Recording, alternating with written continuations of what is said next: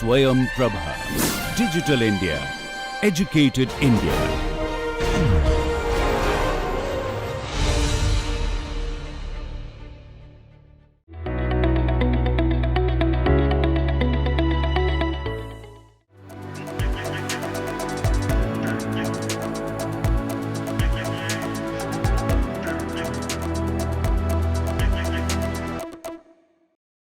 United Payment Interface (UPI) is a term that was unheard or unbelieved until April 2016.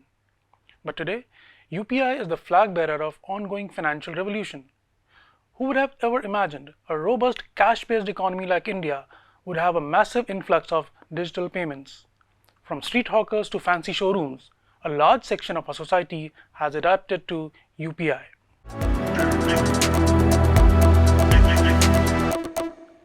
UPI is a digital system that brings together several bank accounts into one common mobile application. Through this app, you can make real-time fund transfers or instant payments from the comfort of your smartphone. All you need is the mobile number of the receiver or their virtual payment address, which is simply the UPI ID.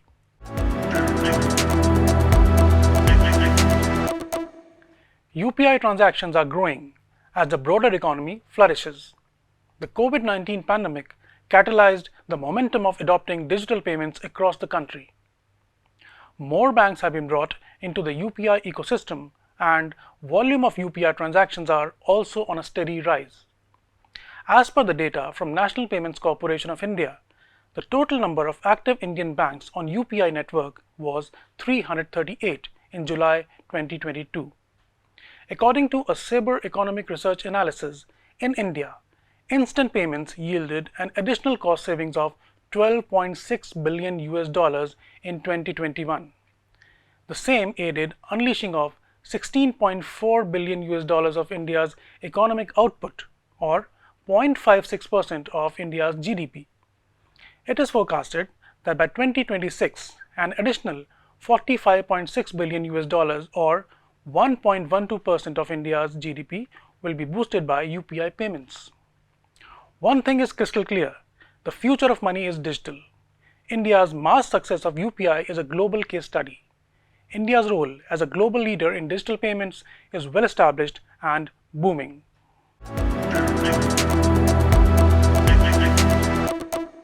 What could be the next big financial revolution in India? Credit on UPI.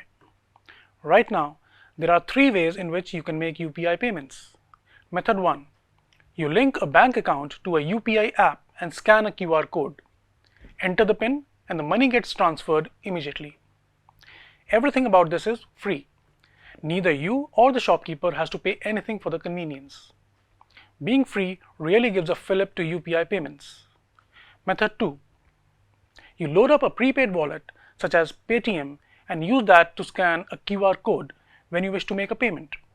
Method 3. If you have RuPay credit card from certain banks, you can simply link that to your UPI and pay on credit. You don't need the physical card to make the transaction. Now, typically when you swipe a card at a store, the merchant has to pay a fee to the bank. But since RuPay is made in India product that competes against Visa and MasterCard, it's got some leeway. So, if the transaction value is less than 2000 rupees, there won't be any fees either. Put all this together and you get the UPI phenomena of 36 crore transactions each day, and it's getting bigger and bigger. In February 2021, UPI had just 11% share in all kinds of retail payments, but by February 2023, it commanded 22%, and in the month of March, it hit a record high of 14 lakh crore rupees in value terms. So you can see why the RBI is constantly thinking of ways to revolutionize it further, capitalize on its feature and goodwill, and recently they made a massive announcement. They want to introduce Method 4, a direct credit line on UPI. We are not talking about a credit card linked to UPI, but a direct loan from a bank that can be used for payments on these apps. What this means is, if you don't have a credit card and still want a short-term loan to make UPI transactions, it could be very much possible.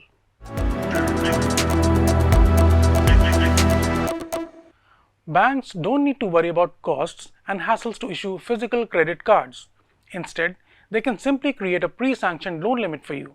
It could be based on your relationship with them, or maybe some other form of data analytics to check if you are credit worthy or not, and then they will allow you to draw down a small loan when you want to buy something on the credit. Merchants don't need expensive swipe machines either to accept credit-based transactions.